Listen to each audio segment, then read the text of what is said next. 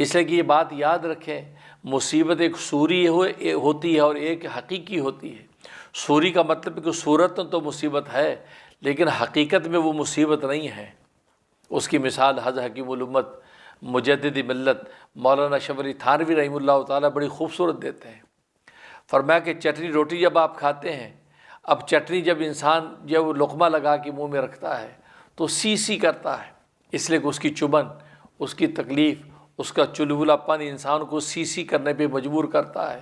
بظاہر اس کو پسینے چھوٹ رہے ہیں، کانوں سے دھواں نکل رہا ہے، لیکن وہ اس چٹنی روٹی کو چھوڑنے کو بھی تیار نہیں ہے، اور وہ سی سی بھی کر رہا ہے اور جھوم جھوم کے کھا بھی رہا ہے۔ اگر کوئی عقل مند کہے کہ بھائی جب اتنی مرچیں لگ رہی ہیں تو اس چٹنی کو چھوڑ دو، اس کرارے کباب کو چھوڑ دو جو اتنی سی سی کر رہے مرچیں لگی ہوئی ہیں، کہا کہ نہیں میاں تجھے کیا پتہ جو مجھے اس کے کھانے میں مزہ آ رہا ہے، جو لطف آ رہا ہے یہ لطف مجھے بریانی میں نہ آئے، یہ قورمے میں نہ آئے، یہ جو ہے وہ کسی دوسری ڈش میں نہ آئے جو مجھے اس چٹنی روٹی میں مزہ آ رہا ہے۔ تو گویا کہ اب بظاہر دیکھو صورتوں تو وہ تکلیف کی ہے، صورتوں تو گویا کہ سی کر رہا ہے، تکلیف کا اظہار کر رہا ہے، لیکن حقیقت میں وہ تکلیف نہیں ہے، وہ اس کے لیے راحت ہے۔ ایسا لطف ہے کہ اس لطف کو چھوڑنے کو تیار نہیں ہے، بلکہ ایک لسی کو گھونٹ ساتھ لے کر اس کے اس چلبلے پن کو کم کرنے کی کوشش کرتا ہے، لیکن چھوڑنے کو تیار نہیں ہے۔ بس یہی ہے۔ اسی طریقے سے مصیبت سوری ہوتی ہے، صورتاً بظاہر وہ مصیبت نظر آتی ہے لیکن حقیقت میں وہ مصیبت نہیں ہے۔ بالکل اسی طریقے سے ایک مصیبت حقیقی ہے جو واقع حقیقت میں ہی مصیبت ہے، بظاہر بھلے اس کے لیے اس کو جو وہ راحت نظر آتی ہو لیکن حقیقت میں وہ بہت بڑی مصیبت ہوتی ہے۔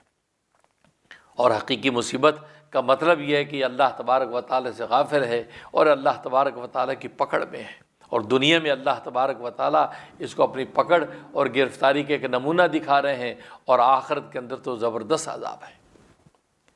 اسی طریقے سے نعمت اور راحت بھی سوری ہے، صورت راحت اور نعمت نظر آتی ہے لیکن حقیقت میں وہ راحت اور نعمت نہیں ہے۔